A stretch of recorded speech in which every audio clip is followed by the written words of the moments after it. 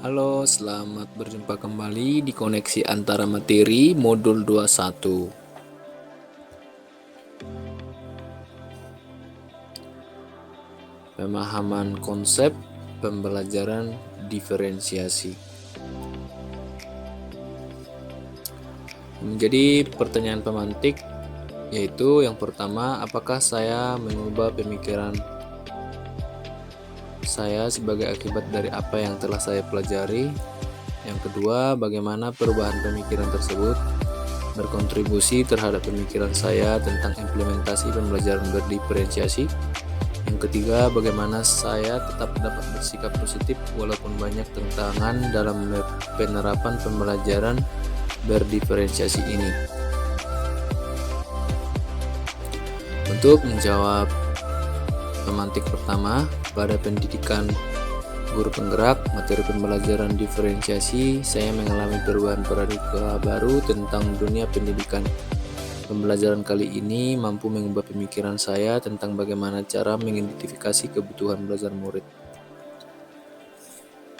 Untuk jawaban nomor 2, pembelajaran diferensiasi memberikan pengetahuan baru tentang bagaimana cara guru melaksanakan pembelajaran yang memperhatikan belajar murid, yang meliputi kesiapan belajar murid, minat belajar, dan profil belajar murid.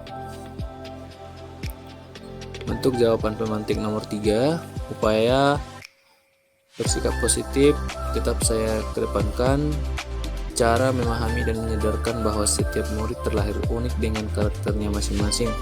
Memahami satu kondisi bahwa manusia terlahir unik, maka pemikiran tentang bentuk heterogenitas ini akan bisa mendukung kita dalam menentukan kebijakan.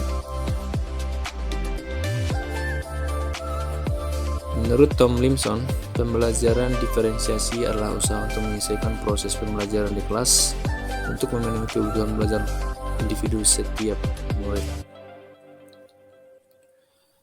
Pembelajaran berdiferensiasi adalah pembelajaran yang mengakomodir kebutuhan guru belajar murid. Guru memfasilitasi murid sesuai dengan kebutuhannya karena setiap murid mempunyai karakteristik yang berbeda-beda sehingga tidak bisa diberi perlakuan yang sama. Seorang guru dapat melakukan pengelolaan kelas dengan baik ketika seorang guru mampu menyadari bahwa murid terlahir dengan segala keunikannya masing-masing. Guru juga harus memahami bahwa potensi yang dimiliki oleh murid itu berbeda-beda. Perbedaan tidak hanya mengacu pada dasarnya perbedaan tentang agama, suku, ras, dan keyakinan saja. Perbedaan yang perlu kita pahami sebagai seorang guru adalah adanya perbedaan gaya belajar, kemampuan menyerap materi, dan potensi yang berbeda antara individu. Guru tidak boleh menyeragamkan kemampuan daya serap murid terhadap materi pelajaran. Ada kalanya guru akan berhadapan dengan murid yang mampu menyerap dan memahami materi. Tentu saja perbedaan ini disebabkan oleh berbagai faktor, baik faktor internal maupun faktor eksternal dari murid-murid kita. Dalam pengelolaan kelas, saya menerapkan model pembelajaran yang beragam untuk dapat menemukan gaya belajar yang diminati oleh murid. Ada kalanya murid lebih senang dengan bentuk belajar visualisasi, atau audio atau tekstual, ataupun kombinasi. Di kelas saya menerapkan beberapa cara belajar tersebut guna membantu murid dalam memahami materi pembelajaran yang saya sampaikan. Saya juga memberikan kesempatan bagi murid untuk merumuskan gaya belajar yang nyaman menurut mereka.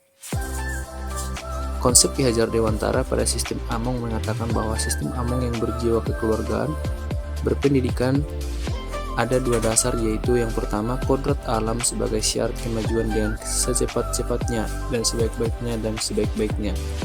Yang kedua, kemerdekaan sebagai syarat menghidupkan dan menggerakkan kekuatan lahir dan batin anak agar dapat memiliki kepribadian yang kuat dan dapat berpikir serta bertindak merdeka.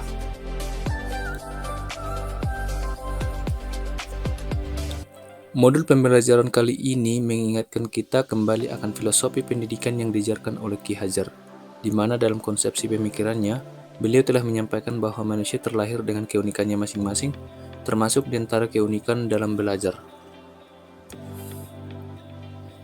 Sangat penting bagi guru untuk bisa memahami adanya keberagaman tersebut agar guru dapat merumuskan untuk pembelajaran yang diharapkan oleh murid-muridnya.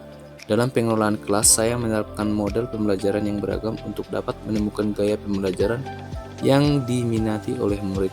Ada kalanya murid lebih senang dengan bentuk belajar visual, audio, atau tekstual, ataupun kombinasi.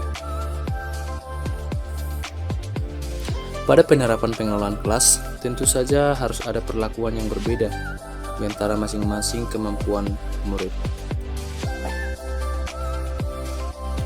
Pemahaman tentang konsep pendidikan Ki Hajar Dewantara mendorong kita untuk dapat membiasakan budaya positif di sekolah, dan dalam pelaksanaan pembelajarannya, kita bisa lebih memahami tentang keberagaman yang ada pada murid kita.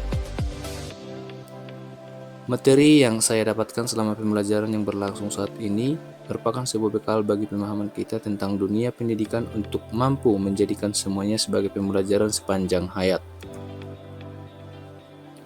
Melalui tahapan-tahapan pendidikan guru penggerak, kali ini kita bisa belajar bersama untuk bisa menjadi guru yang baik, guru yang mampu mewujudkan impian pendidikan Indonesia di masa depan. Mari belajarkan bersama mewujudkan cita-cita dan tujuan seperti apa yang diharapkan oleh Ki Hajar Dewantara. Semangat bergerak, salam perubahan. Salam dan bahagia. Terima kasih.